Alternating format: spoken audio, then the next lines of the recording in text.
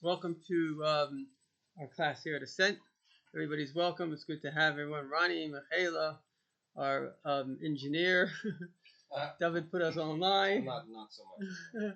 Our ex-engineer. Ex-engineer, possibly future engineer. Possibly, right? Yaakov David.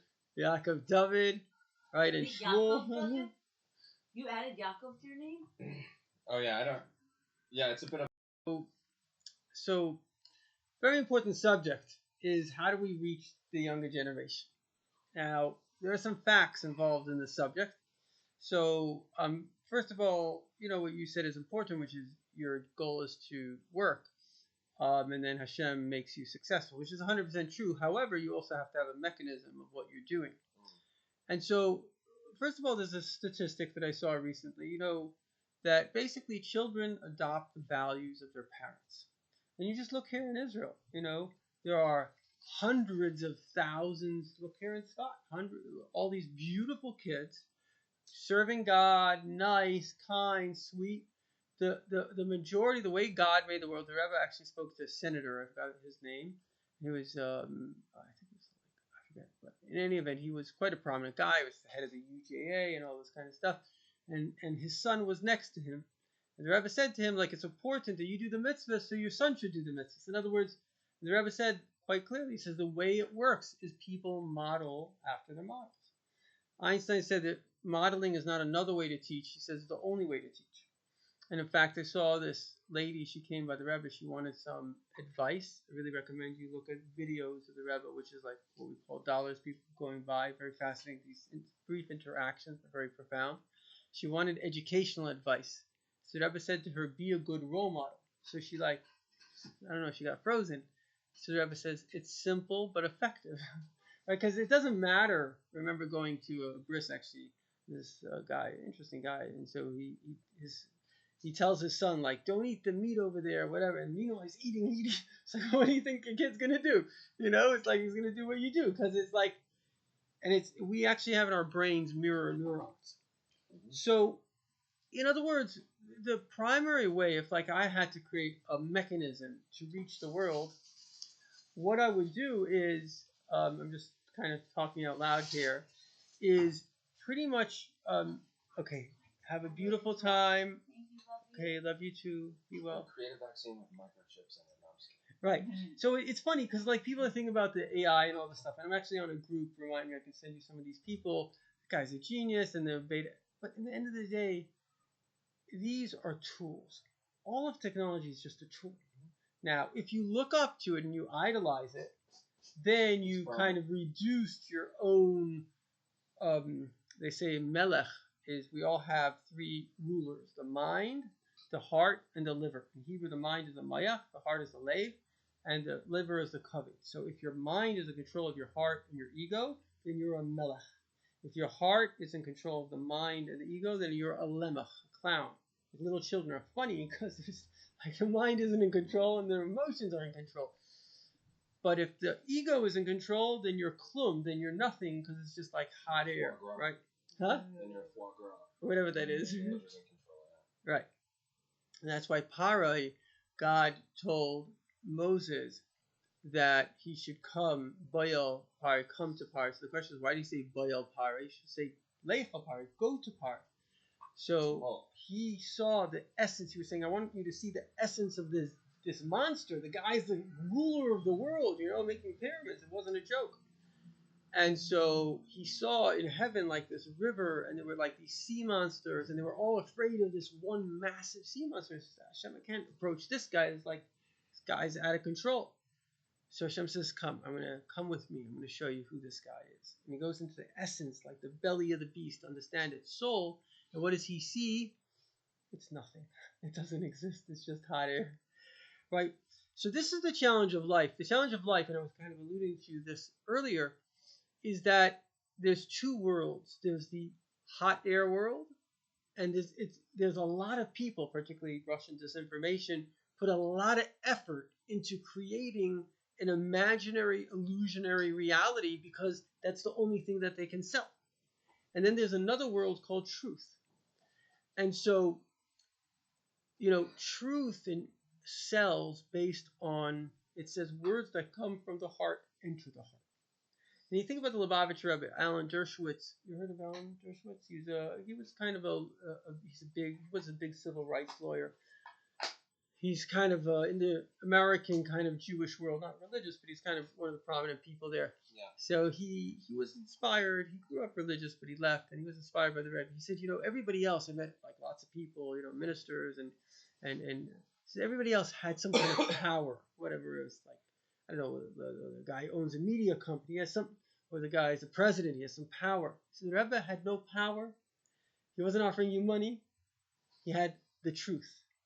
So, in essence, the real mechanism, I forget the name, but Isaac Bashevis Singer, he wrote a book where it was like an image of like a sci-fi of the whole world coming right.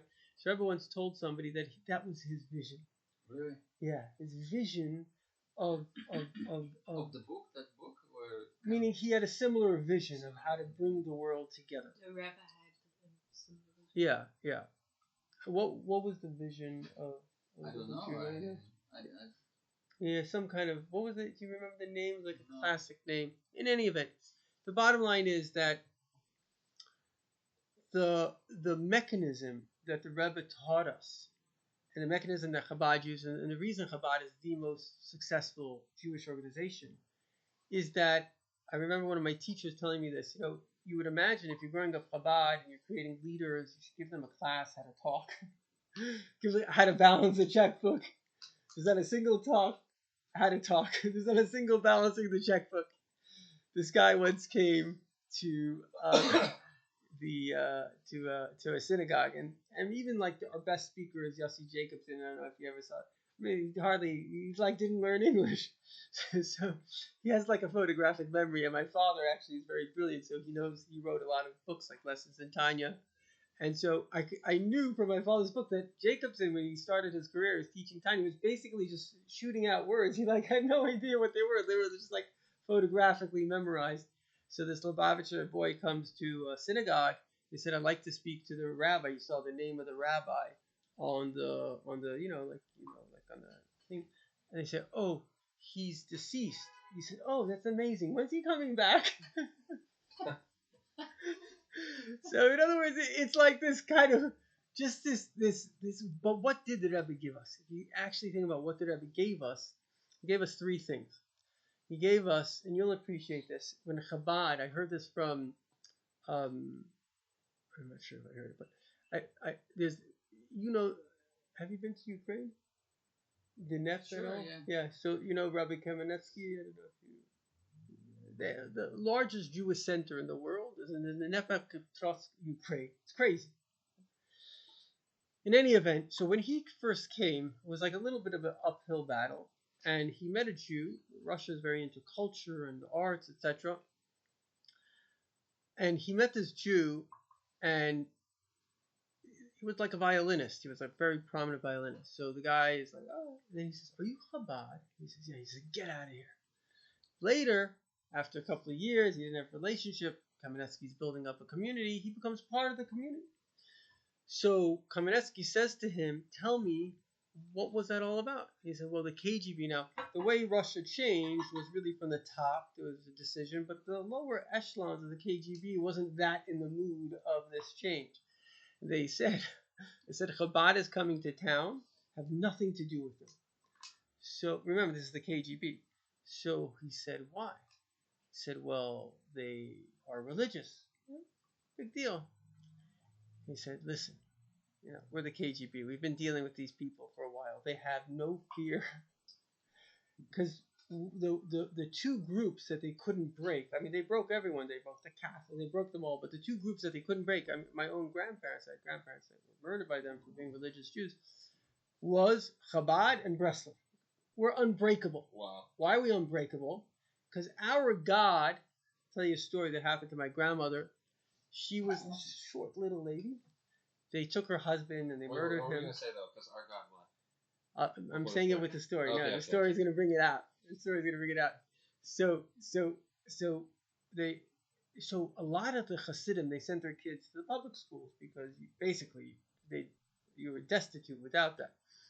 But they were very, very strong. The Frierdiker Rebbe said, don't even send your kids to these schools. And literally, they kicked them out of their house, and they went into a shul. They were living in the women's section of a shul. You can imagine what that was like.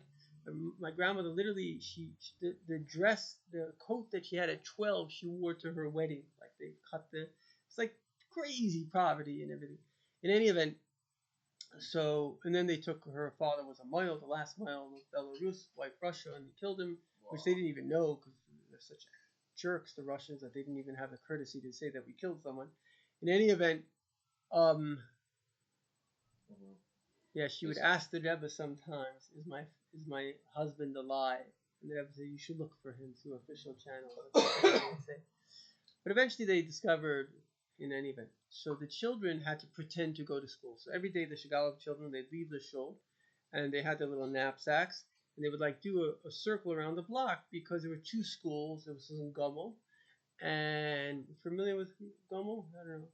Belarus. It's in any event, it was like a shtetl. Gomen. Yeah. It was like a very Jewish city. My family is from Gomen. Oh, very good. Landsman. Yeah. And in any event, so I think it was like at least a third Jewish. It was a very Jewish city. So one day the principal of the school comes and she realizes what's going on. The two principals speak. The Shigalov kids are not going to school. Now the principal herself was Jewish. So she comes to my great-grandmother and she says, Mayasha, you got to send the kids to school. If you don't send the kids to school, they take them away and put them in an orphanage. So my grandmother, one thing about the women of my family, they're tougher than nails. She says, my kids are not going to the school. So she says, Mayasha, you know where you are? You're in Stalin's Russia. So she goes, Stalin will fall before I fall. What was it that kept her? Her faith in Hashem. Her faith was so solid that's what, like, so our God, and even the ancient Romans, that they knew how to do things. They could torture anyone out of their religion except for the Jews. The Jew, rock solid. So I was saying that, I'm sure, right? Yeah. So Spanish tried too, the Inquisitions, and right, they didn't get them all. right, Every generation, someone tried and was still here. right. What was I saying? I was saying three things that made us win. Is that what I was saying? Yeah, the three. So number one, we have this power. What was it? Just trying to remember. What was saying the three things? Well, you're saying that the two groups that the Russians couldn't break, the communists were were Chabad and Breslev. Right.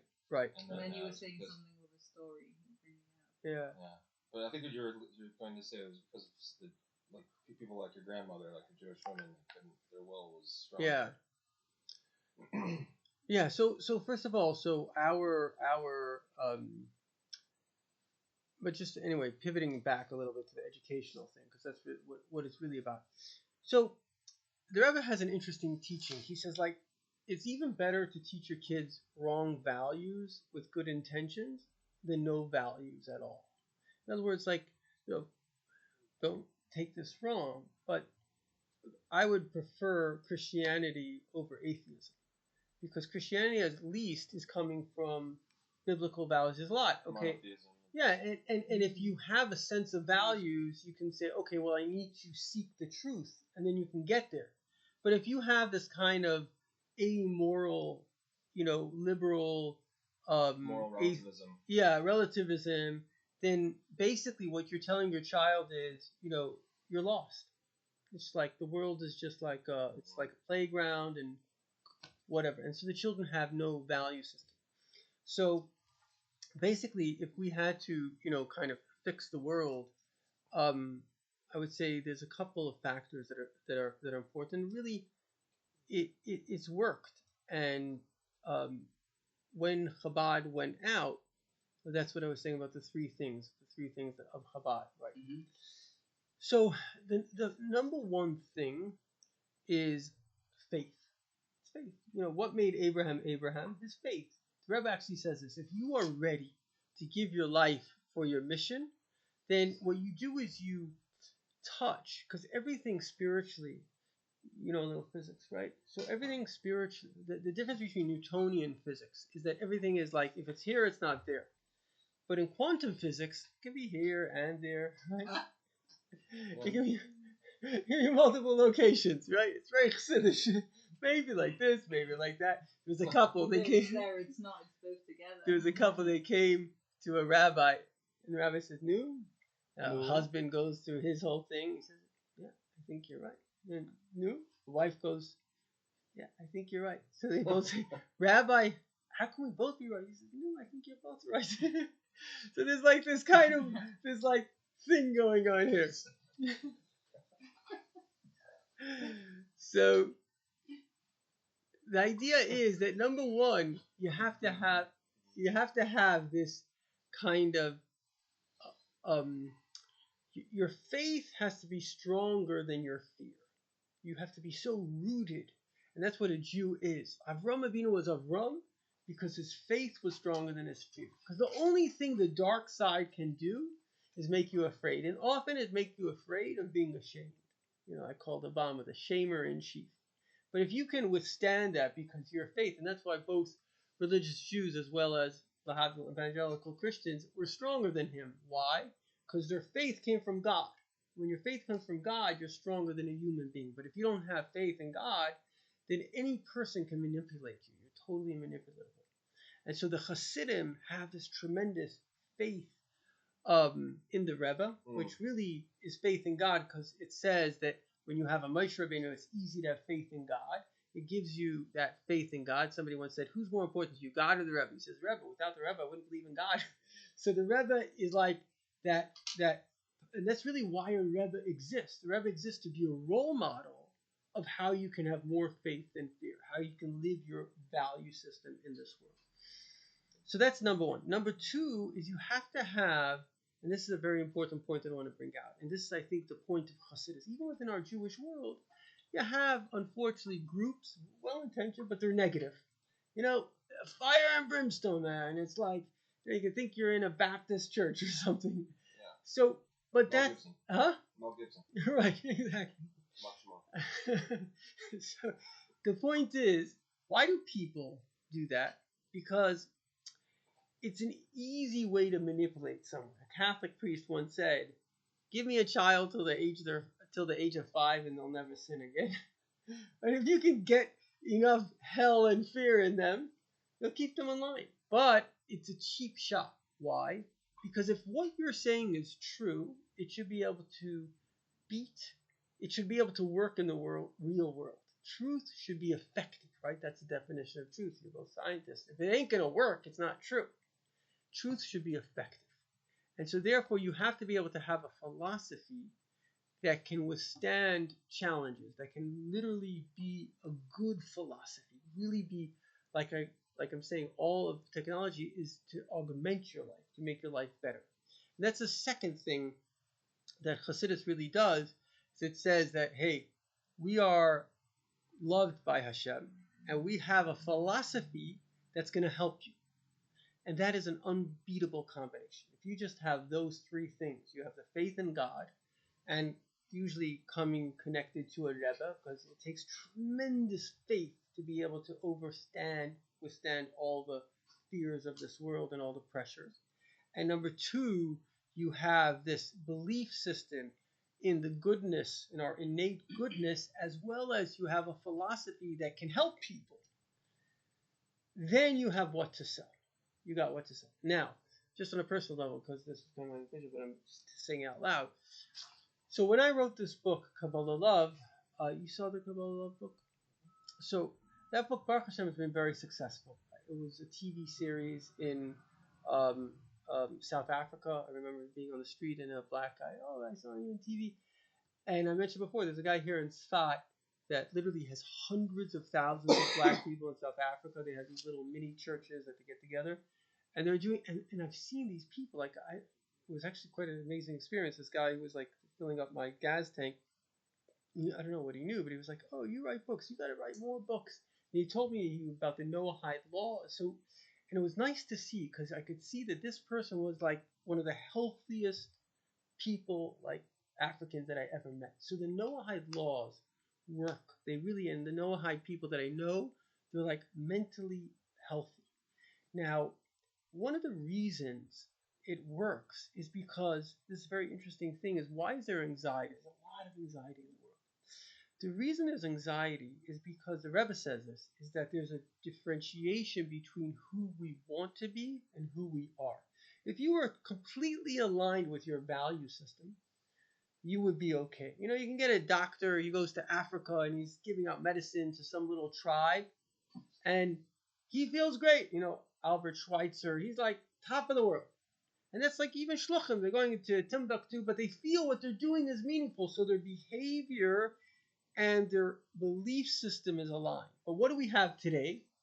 And this is a very critical factor, is you should never look, even if it's a liberal and gay or whatever it is. We had somebody come to Ascent, and she's gay, but we really helped her come back into the Jewish fold. Actually, she came from a Chabad family, because we didn't judge her. Like, we respect you. I mean, we're not condoning your behavior, and we're going to tell you right from wrong, but as an individual, we're here to share the truth with you. And if you can do that to somebody, respectfully, Tiferes, yeah, so then that person says, wow, these are the people I want to associate with.